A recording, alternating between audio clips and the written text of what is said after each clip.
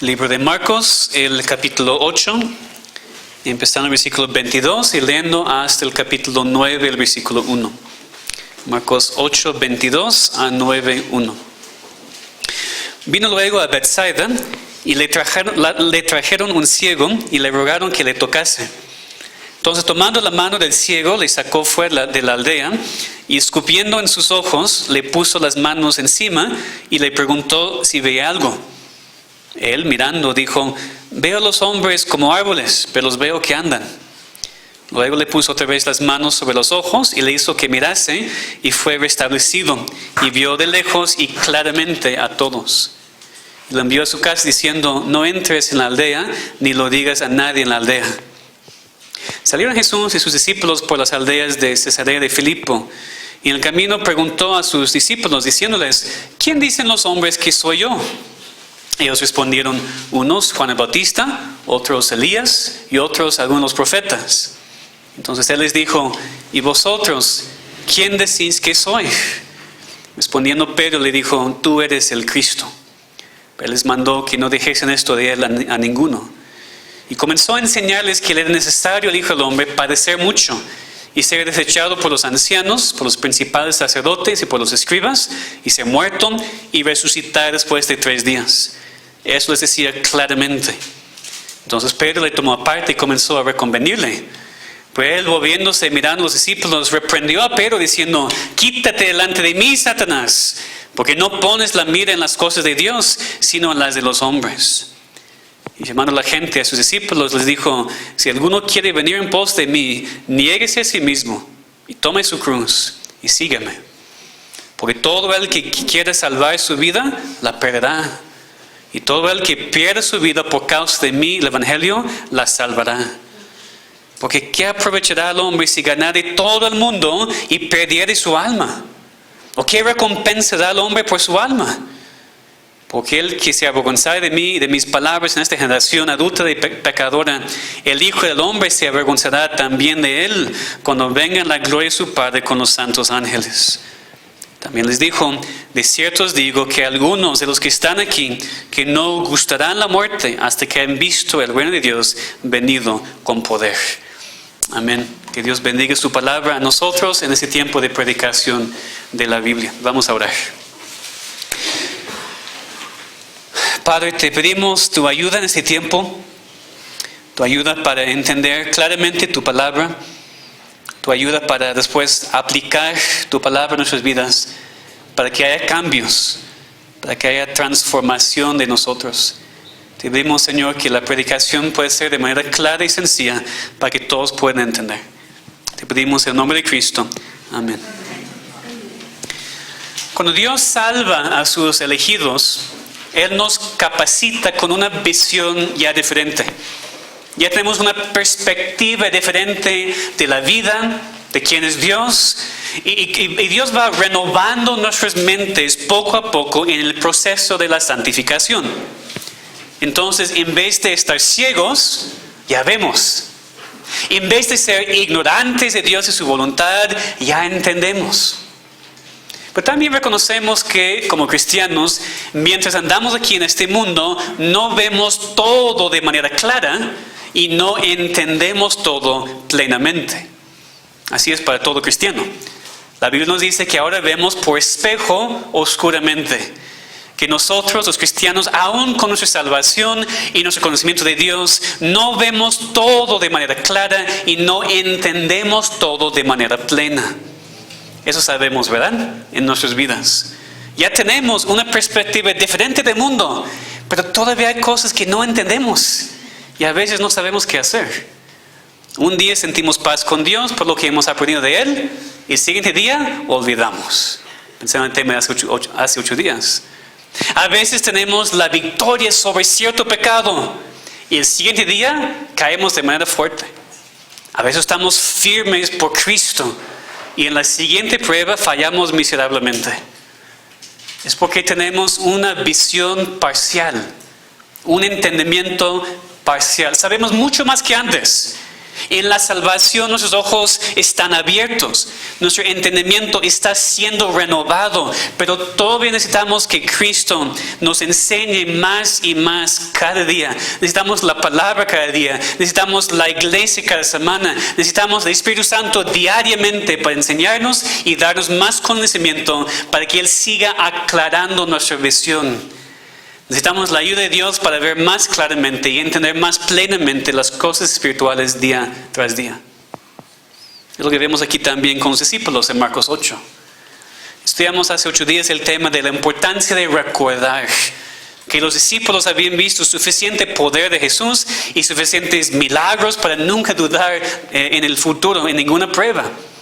Pero como Cristo les dijo, todavía ellos no habían entendido porque todavía habían olvidado. No siempre recordaron lo que deberían recordar. Entonces es muy interesante que en la siguiente historia que Marcos nos comparte en su evangelio es la sanación del hombre ciego. Y es la única sanación que hizo Cristo en todo su ministerio que sucedió en 2 etapas. Es el único milagro que no tenía una sanación instantánea y completa desde el principio. Y es por una razón. Es una ilustración de la visión parcial de los discípulos. Ellos entendían algunas cosas, pero por otro lado todavía estaban parcialmente ciegos. Ellos necesitaban más visión, más conocimiento y más ayuda de Dios. Y después de leer la historia del hombre ciego, vemos una gran declaración de Pedro que Jesús era el Cristo, que Él era el Mesías, mostrando que Pedro sí entendió algo. Inmediatamente después, Él reprende a Jesús porque no entiende todo. Entonces vemos todo el contexto de este pasaje. Tenemos una ilustración en cuanto a la visión parcial y después vemos a los discípulos ilustrando perfectamente que así es también en la vida del cristiano. Nosotros también luchamos con eso. Ya vemos, ya entendemos, ya hemos sido salvos, pero no vemos todo y no entendemos todo. Necesitamos más y más la ayuda de Dios constantemente en nuestras vidas. Vamos a empezar aquí en Marcos 8 con una ilustración de la visión parcial. Versículos 22 a 26. Una ilustración de la visión parcial. Recuerden que en el versículo 18, Cristo había preguntado a sus discípulos, ¿teniendo ojos no ven? Y la verdad, ellos habían olvidado, no recordaron, tenían algo de conocimiento, pero no podían ver claramente la realidad de Jesús y su poder. Entonces no hay ninguna duda de que la siguiente historia que Marcos escoge para contar aquí es una ilustración de esta verdad. No hay ninguna duda de que Cristo decidió sanar a este hombre y la manera en la cual lo hizo específicamente para seguir enseñando a sus discípulos y por eso nosotros también. Leemos aquí que cuando llegaron a Bethsaida le trajeron un ciego y le rogaron que le tocase. Cristo toma el hombre la mano. Otra vez vemos el toque personal de Cristo, aun con las personas inmundas. Le saca fuera de la ciudad y otra vez usa gestos simbólicos para mostrar al hombre lo que va a hacer. Escupe en sus ojos y pone las manos encima y fue sanado. No, esta vez leemos que en vez de leer aquí que inmediatamente su vista fue restaurada, dice que Cristo le preguntó si veía algo. Raro. Y más raro lo que el hombre dijo en el versículo 24. Él mirando dijo, veo los hombres como árboles, pero los veo que andan. Es decir, había empezado a poder ver, pero no muy bien. Podía ver un poquito de algo, pero no todo de manera muy clara. Entonces, ¿qué hace Cristo? Pone otra vez las manos sobre sus ojos y entonces su vista fue restablecida y vio de lejos y claramente a todos. ¿Qué había pasado? ¿Cristo no tenía el poder para sanarle completamente la primera vez? ¿No tenía el poder para hacerlo? ¿Tenía que intentar otra vez? No funcionó, intenta otra vez. Imposible, ¿verdad? Cristo es Dios, Dios mismo, todopoderoso. Tiene que haber otra razón por la cual lo hizo así. Y la razón se ve por el contexto. Siempre es contexto, hermanos. Es una ilustración. Los discípulos habían sido salvados. Ellos tenían una visión espiritual, pero todavía veían a los hombres como árboles andando. Es decir, espiritualmente ellos todavía vieron las cosas de manera borrosa. Podían discernir algunas cosas, pero sin mucha claridad. Ellos necesitaban la sanación continua. Un segundo toque de Jesús para darles a ellos la luz y el entendimiento que necesitaban. Y el punto es que así somos nosotros también. Somos cristianos, nuestros ojos han sido abiertos espiritualmente hablando, tenemos una visión de Cristo, pero todavía vemos por espejo, oscuramente. Todavía vemos a los hombres andando como árboles, es decir, vemos todo borroso espiritualmente. Vemos que Dios está haciendo algo, pero no estoy seguro de lo que es. Yo creo que Dios está cumpliendo su voluntad en mi vida, pero no entiendo cómo va a funcionar. Necesitamos el continuo toque de Cristo en nuestras vidas para que sigamos viendo y aprendiendo, para que tengamos una visión más clara cada vez. Y por eso Pablo oró en Efesios 1:18 para los cristianos en esa iglesia, que los ojos de su entendimiento fueran alumbrados. Pues leemos en Salmo 119, como cantamos apenas: abre mis ojos y miraré las maravillas de tu ley.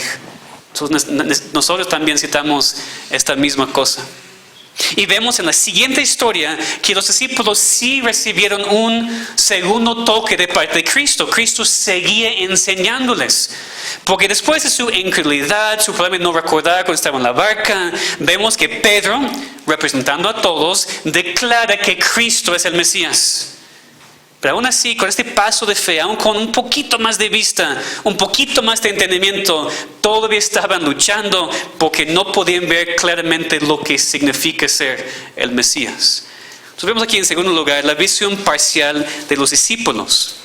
La visión parcial de los discípulos. Y por ser una visión parcial, tenemos que ver las dos partes: lo que entendían y lo que todavía no entendían.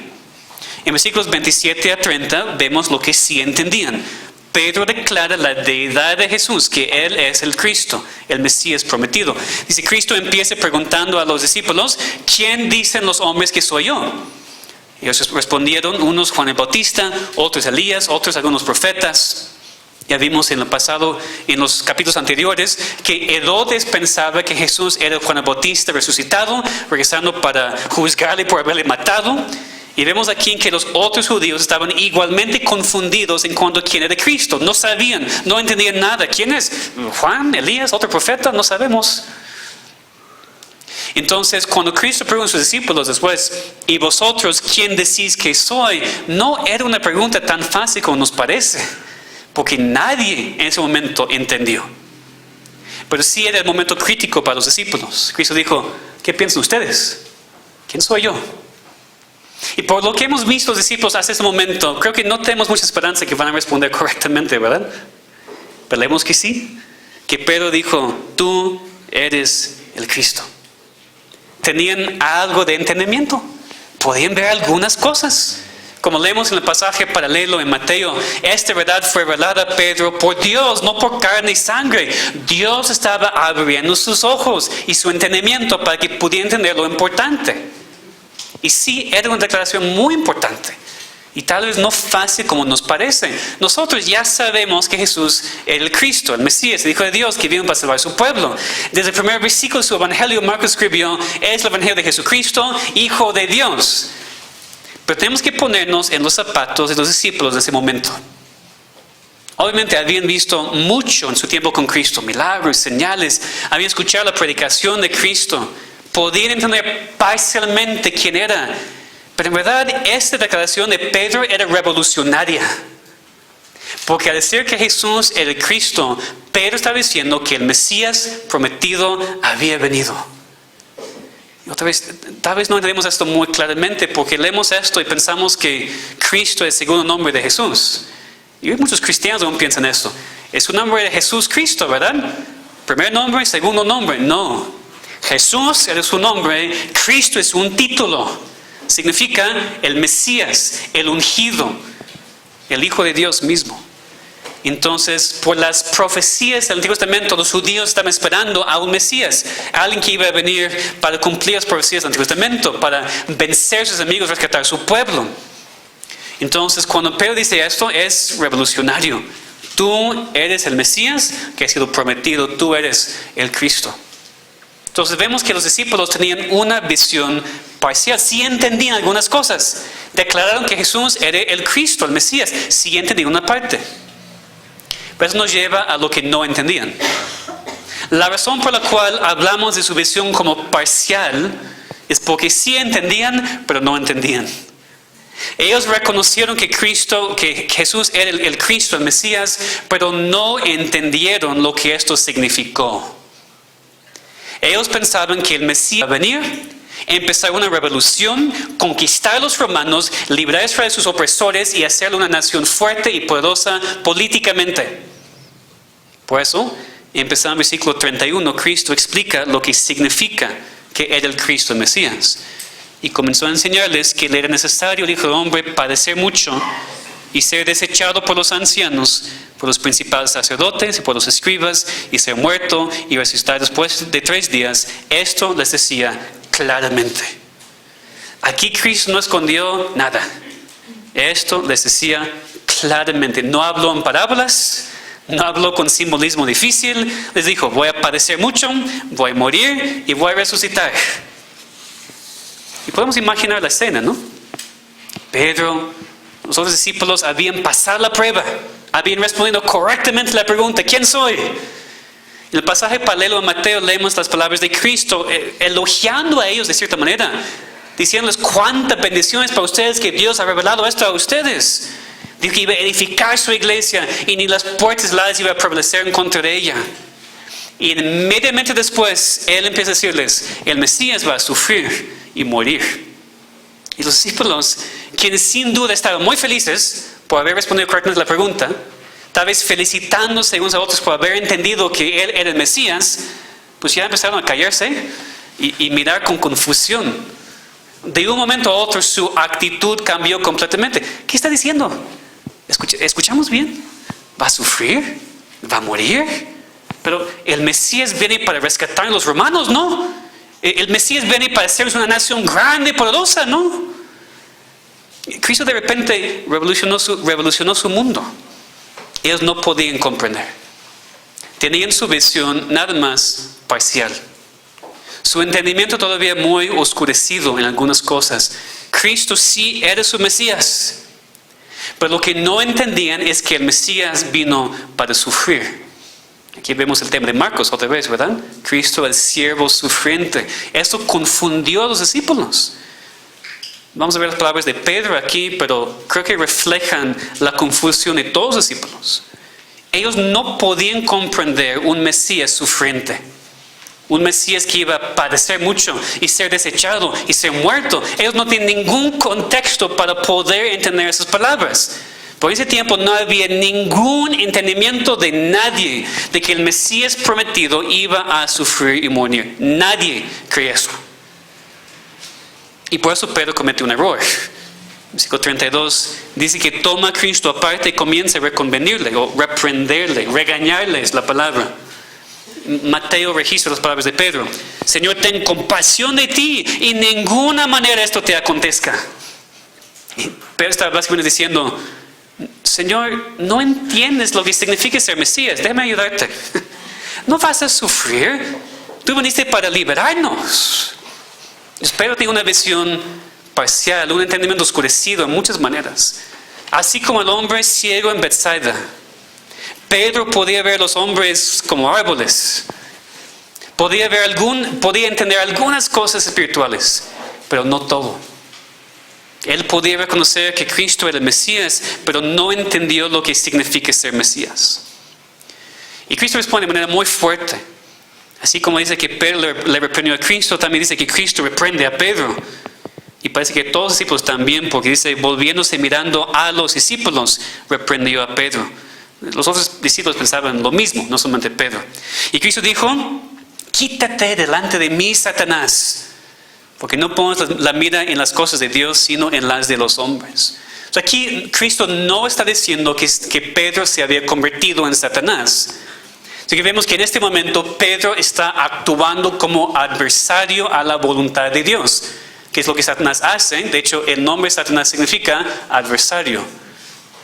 También aquí vemos a Satanás detrás de la escena.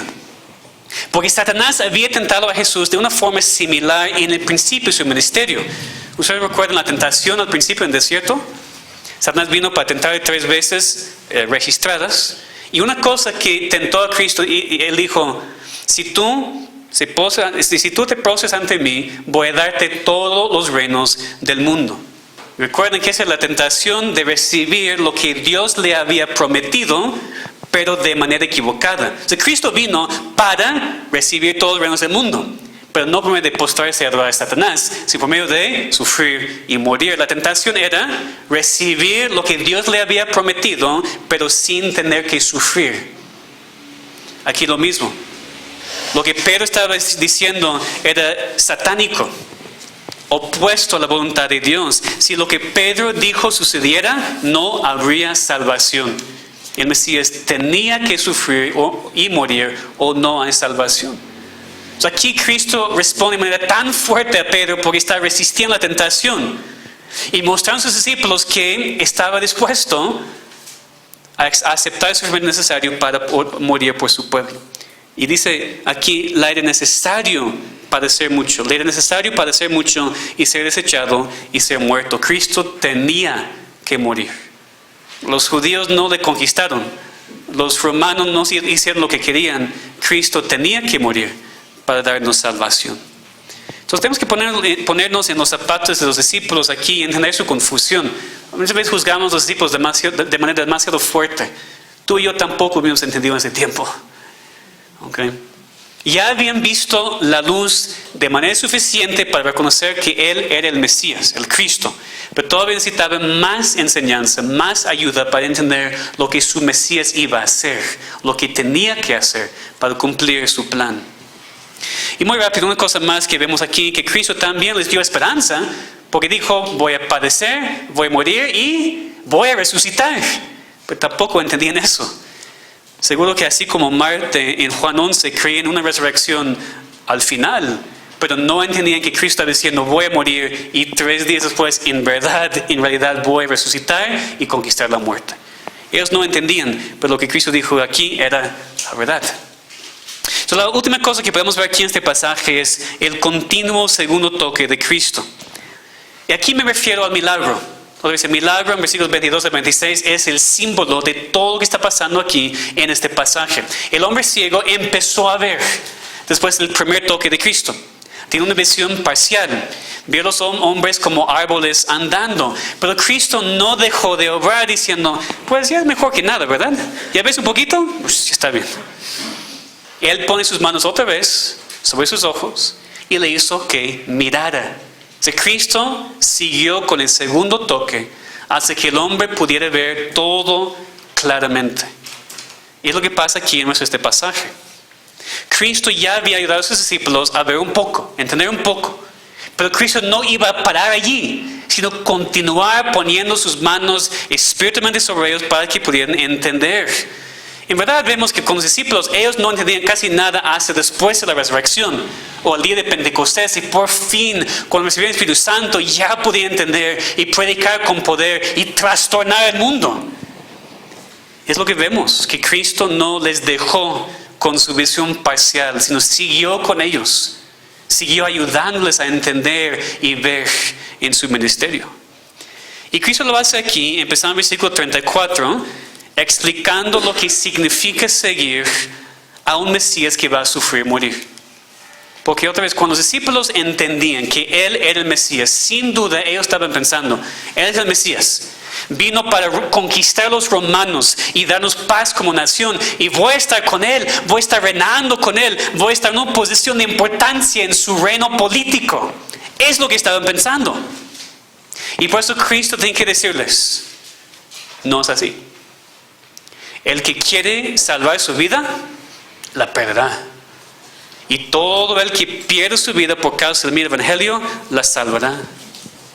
Les dijo que no iban a estar cómodos, sino que iban a tener que morir. Siguiendo al Mesías significa ser como Él. Sufrir, sacrificar, someterse a una vida de sufrimiento y negación de uno mismo. Otra vez leamos versículos 34 a 9:1. Llamando a la gente y sus discípulos, les dijo: si alguno quiere venir en pos de mí, niéguese a sí mismo y tome su cruz y sígame. Porque todo el que quiere salvar su vida, la perderá. Y todo el que pierde su vida por causa del evangelio, de mí y del evangelio, la salvará. Porque ¿qué aprovechará el hombre si ganare todo el mundo y pierde su alma? ¿O qué recompensa da el hombre por su alma? Porque el que se avergonzare de mí y de mis palabras en esta generación adúltera y pecadora, el Hijo del Hombre se avergonzará también de él, cuando venga en la gloria de su Padre con los santos ángeles. También les dijo: de cierto os digo que algunos de los que están aquí, que no gustarán la muerte hasta que hayan visto el reino de Dios venido con poder. Cristo dijo esas cosas a Pedro, a los discípulos, para que se dieran cuenta lo que significa y lo que cuesta seguirle a Él. Dice que también dijo lo mismo a toda la gente que estaba, a los demás que le estaban siguiendo, para que nadie tuviera la perspectiva equivocada de lo que significa ser un discípulo de Cristo. ¿Qué significa seguir a Cristo? No significa venir una vez a la iglesia a la semana. No significa solamente abrir la Biblia de vez en cuando y leer algo, un proverbio, un salmo cuando estás triste. Seguir a Cristo significa morir a ti mismo. Vas a morir. Tienes que tomar tu cruz, negarte a ti mismo, seguir a Cristo. Significa perder tu vida por causa de Cristo Evangelio. Significa poner la mira en las cosas de arriba y estar dispuesto a perder todo en este mundo y en esta vida. Porque algo mucho más importante, tu alma es mucho más importante que tu cartera. Así no vivimos. Vivimos como que la cartera sea la más importante. Y personas pierden sus vidas, pierden sus almas, porque han hecho un intercambio. Quiero todo aquí y todo ahora. Lo puedes tener, pero vas a perder todo en la vida eterna. O puedes perder todo aquí y no tener nada y ganar todo en el cielo. Esa es la decisión.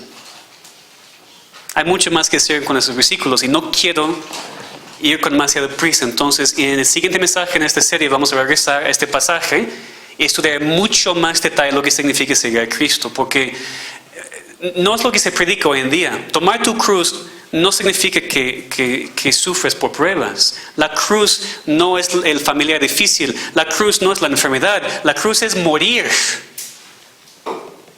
Eso vamos a ver en el siguiente mensaje. Por el momento, lo que quiero que entendamos es la razón por esos versículos. El contexto, porque muchas veces se predica en versículos 34 a 38 como un mensaje aparte y no sabemos cuál es el contexto. El contexto es importantísimo. La razón por la cual Cristo tenía que decir esas cosas de lo que significa seguirle es porque ellos estaban muy confundidos en cuanto a lo que significa ser discípulo de Cristo. La confusión de los discípulos es la misma confusión que existe hoy en día también. Si Cristo es el Mesías, si Cristo es Dios mismo, la vida debe ser una vida de victoria constante, ¿verdad? Sin sufrimiento. No. Cristo aquí explica claramente que Él tenía que sufrir y morir. Y si alguien quiere seguirle, también tiene que hacer lo mismo.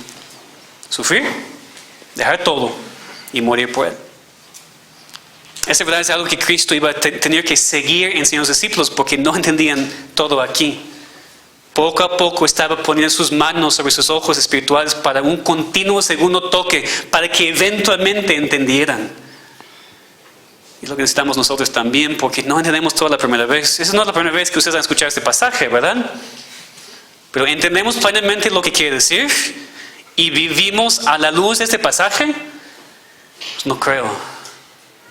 Entonces, necesitamos, así como los discípulos, que Cristo siga enseñándonos. Que Cristo siga aclarando nuestra visión para que entendamos y para que pongamos en práctica lo que nos enseña aquí en este pasaje. La vida cristiana es una vida increíble, pero es una vida de sufrimiento. Si vas a seguir a Cristo, el siervo sufriente, también tienes que servir y sufrir. Entonces podemos ver una aplicación en dos partes. En primer lugar, todos necesitan el milagro de tener sus ojos abiertos y su entendimiento abierto. Todos naturalmente son como el hombre ciego. Ciego espiritualmente, muerto en delitos y pecados, sin ninguna capacidad para discernir lo que es espiritual, lo que Dios dice y lo que Dios requiere. Todos necesitan que Cristo venga a sus vidas para poner sus manos sobre ellos y rescatarles de sus pecados. Que cada persona naturalmente es como este hombre ciego, andando en esta vida ciego, sin ninguna idea de lo que está haciendo aquí. ¿Tú sabes por qué vives? ¿Tú sabes por qué estás aquí en este mundo? El mundo quiere decir, pues eres el resultado de millones y millones de años de evolución. Tu abuelo hace muchas generaciones de un mono. Entonces, si tú eres producto de la evolución, no tienes ningún propósito en la vida. No hay ninguna razón para estar aquí. Puedes vivir o morir y no importa. No importa nada. Porque estás aquí por suerte, malo o bueno. Y ustedes ya entienden por qué tantas personas hoy en día andan tan perdidos, perdiéndose en alcohol y drogas, porque no saben por qué están. Están trabajando 2 horas al día, porque ¿qué más hago? Estoy aquí para trabajar y después morir. Necesitamos entender que naturalmente el ser humano no entiende nada, ciego, sin entendimiento, y necesita que Cristo venga y ponga sus manos y abre sus ojos y abre su entendimiento para que vea: estoy aquí para glorificar a Dios, estoy aquí para servir a Dios con toda mi vida y nada más importa. Entonces, si estás aquí hoy y andas ciego, si estás aquí y todavía andas sin tu entendimiento abierto, si todavía no entiendes por qué estás aquí en este mundo, hoy ora a Dios, pide a Dios que abra tu entendimiento, que abra tus ojos para ver tu necesidad de la salvación, porque por eso Cristo vino. Cristo no vino para sufrir y morir porque a Él le gustó. Vino para sufrir y morir por ti, por mí, por nosotros. Vino para que tengamos la vida eterna. Vino para que tengamos un propósito en la vida. O puedes salir de aquí hoy rechazándole otra vez, porque tú sabes mejor. O puedes humillarte hoy ante Dios y pedir la salvación en Cristo. Y fíjense que es personal. Tú tienes que responder personalmente la pregunta: ¿quién crees que soy? ¿Qué crees tú? Tú puedes decir: bueno, mi papá cree que Cristo es Dios. Mi familia, todos creen que Cristo es Dios. Aquí en la iglesia creen que Cristo es Dios, entonces, tal vez es Dios. No, ¿qué crees tú? Tú, es personal. Tú o crees en Cristo o tú rechazas a Cristo. Y la segunda parte de la aplicación es reconocer que aún como cristianos no entendemos todo. Ya vemos, Dios nos sana de nuestra ceguera espiritual. Ya podemos ver, ya podemos entender, pero no todo. Vemos por espejo, oscuramente, tenemos una visión parcial, un entendimiento parcial. Lo que necesitamos es pedir a Dios constantemente que siga abriendo nuestros ojos, que siga aclarando nuestro entendimiento.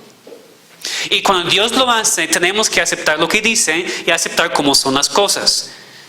¿Por qué digo eso? Porque cuando Cristo aquí empezó a revelar más cosas a sus discípulos, diciéndoles lo que realmente significa ser Mesías y seguir al Mesías, ellos no querían creerlo. Ellos no querían aceptar lo que Él estaba enseñando. No estaban de acuerdo. Y en nuestras vidas, cuando Dios sigue dándonos más entendimiento de las cosas espirituales, no podemos resistir y reprender a Dios porque no estamos de acuerdo. No podemos decir: Dios, la verdad no me gusta un Salvador así. No me gusta ser un discípulo así. No quiero sufrir. Quiero un Salvador que me rescate de todas mis dificultades, que arregle todos mis problemas. Quiero una cristiandad que está libre de sufrimiento. Pues no existe. No existe. Por eso predicamos aquí tan fuertemente en contra del falso evangelio de la prosperidad que es tan popular aquí en nuestro país. que Dios te salva y después ya no hay más problemas en tu vida. Que pares de sufrir. ¿Saben lo que quiero decir con eso? No es solamente una enseñanza ridícula cuando ves la vida real, es también una enseñanza muy, muy peligrosa, porque esta enseñanza condena a mucha gente al infierno. Porque la gente no está siguiendo al siervo sufriente, no están siguiendo al verdadero Cristo, sino a un Jesús inventado en sus mentes que les llama a tener todo y sacrificar nada. Un Jesús que no requiere la negación de uno mismo, que no requiere tomar la cruz. Pero este Jesús no existe. Y cuando iglesias y pastores predican eso, están condenando a esas personas al infierno porque no creen en Cristo. Queremos por mucha luz en nuestro país. Queremos por mucha más enseñanza de la Biblia en nuestra ciudad, para que nosotros entendamos lo que es la vida cristiana y que Dios tenga misericordia de personas en nuestras iglesias. Nosotros tenemos mucho entendimiento de las cosas de Dios, eso no nos falta. Pero a veces podemos estar muy equivocados de todos modos. Podemos estar muy bien en cuanto a mucha doctrina, pero todavía luchar con malas suposiciones en cuanto a otras áreas de la vida. Es decir, muchas veces tenemos el mismo problema como los discípulos, en que tenemos nuestras propias ideas de cómo es Cristo y cómo debería ser la vida cristiana. Y cuando Dios nos dice que no es así, nos enojamos. O peor, intentamos decir a Dios que está equivocado, que Él no entiende cómo son las cosas. O muchas veces no nos atrevamos a decir esto directamente a Dios, entonces lo decimos a la persona que está predicando la palabra de Dios. Y personas me han dicho a mí, no, pastor, no entiendes. Pero no es que yo no entiendo, es que tú no quieres aceptar lo que Dios dice. No, pastor, yo leí un versículo que dice que Dios bendice a su pueblo, por eso yo no debo sufrir. Tú estás equivocado. Pues lee todo tu Biblia, no solamente el versículo que te conviene. La palabra es muy clara y aquí son las palabras mismas de Cristo. Si quieres seguirme, niégate a ti mismo. ¿Qué significa? No hagas lo que tú quieres hacer. Toma tu cruz, está dispuesto a morir por mí. ¿Estás dispuesto? No lo digan a mí. Hablan con Dios. No es para esta iglesia, es para su Dios. Pues que no estemos confundidos. Que reconozcamos que sí tenemos una visión, pero es parcial. Necesitamos todavía mucha ayuda de Dios. Necesitamos la palabra de Dios, la iglesia de Dios, la oración, para que podamos tener mentes o visiones más claras y entendimientos más plenos. Que Dios nos ayude a hacerlo. Que Dios nos dé poder, fuerzas, entendimiento, disciplina, perseverancia, para seguir con discípulos de Cristo. Vamos a orar. Padre, te pedimos ahora que después de haber escuchado este mensaje, después de haber escuchado las palabras de tu Hijo, que lo tomemos en serio. Que reconozcamos que esas son palabras escritas en la Biblia para nosotros en esta iglesia en el año 2020. Señor, ayúdanos a no salir de aquí iguales, habiendo escuchado la palabra, pero sin querer ponerla en práctica. Tenemos miedo de escuchar la palabra mucho y no obedecerla. Tenemos mucho miedo como iglesia de endurecernos, porque recibimos mucha enseñanza, mucha instrucción en tu palabra, pero muchas veces nada cambia. Y estamos pidiéndote en ese momento, Señor, que tú tengas misericordia de nosotros, de esta iglesia, los que están aquí hoy, los que no están, para que tomemos en serio lo que significa seguir a Cristo. Y también te pedimos, Señor, que estemos animados porque no vamos a entender todo en esta vida. La visión va a ser parcial y entendimiento parcial hasta que estemos contigo en la gloria. Ayúdanos a no estar desanimados porque no entendemos. Ayúdanos a confiar en ti y andar por fe y no por vista. Te pedimos, Señor, que nos fortalezcas. Te pedimos tu fortaleza para esta iglesia local, para los matrimonios, los padres, los hijos, todos los solteros, los niños, los jóvenes. Te pedimos, Señor, por todos. Que nuestra iglesia pueda ser una iglesia que en verdad sigue a Cristo. Ayúdanos a negarnos a nosotros mismos. No estar tan preocupados por estar cómodos. Tomar nuestra cruz y seguir a tu Hijo. Te pedimos en su nombre. Amén.